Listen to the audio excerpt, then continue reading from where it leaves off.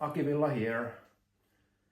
I wanted to present my iPads to you and also show why I have so many. I brought the iPads to here because they are so portable and they are kind of convenient to handle, and maybe the main thing is that they have Ableton synchronization. So I'm starting my round with this old iPad Air. I think it runs well, the live sets and things like that. So with these Launchpad controllers, I can trigger samples and loops and sounds, whatever. I could have this live set in every iPad in here. Play it like with very complex scenarios. If I would like to have a sound to it, then I need to USB-C to 3.5 millimeters connector or something, and then I can connect more like these gadgets like this. Then I have audio interface with the 2 USB 3 ports and additional USB-C port. This is one of those power hubs. Then I have this option to power delivery, and then I have some other ports, even HDMI. Actually, I can show another example. This is good also with Launchpad application. I think it's possible to synchronize with my system Ableton. As you see, the Ableton stop function works because it seems that it's left in some other iPad. C minor. So now it sounds better, but basically I can link all of these things that I have on the table now. So then I have the Koala application, Koala sampler here. It's also synced to the same BPM. And I can trigger from there, and I can access this like 0.5 terabyte hard drive of this old iPad Pro. It also has an audio out and lightning port, so it's kind of, I can have audio out from it easily. And I put this to the mixer, then I can of course get the combination. Then I have Loopy Pros in 2 iPads.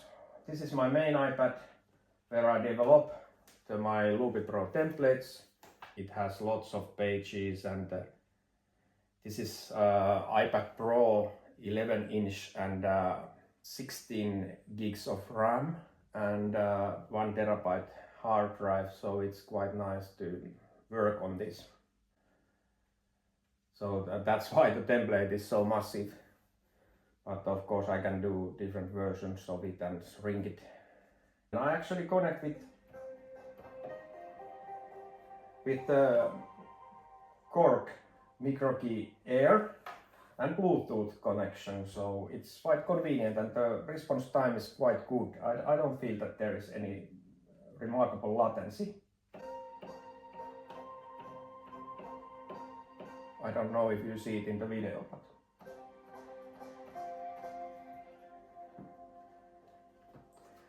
M3 Air 13-inch, and it has 8 gigs of RAM, and it's very nice to handle the song page for Loopy Pro to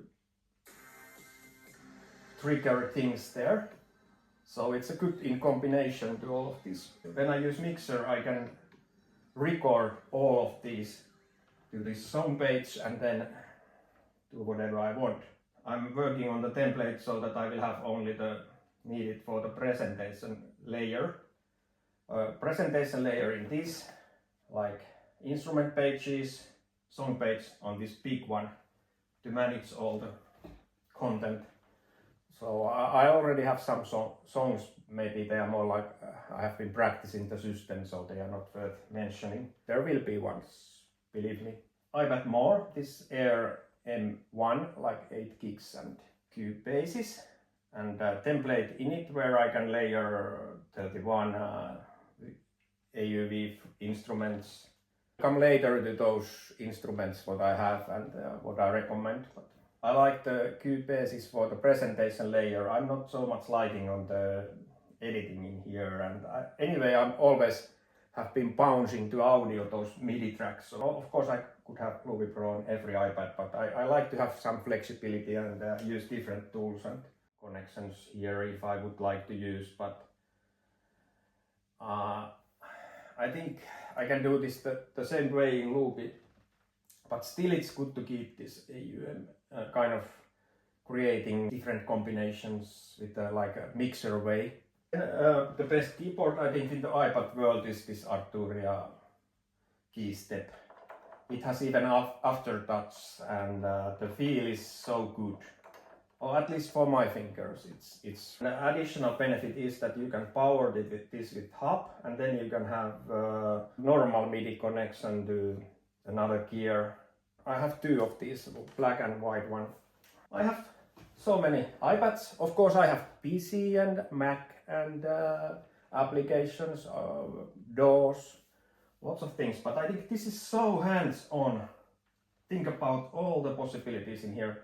Of course I can fetch my hard drive with the 2 terabytes of samples and loops.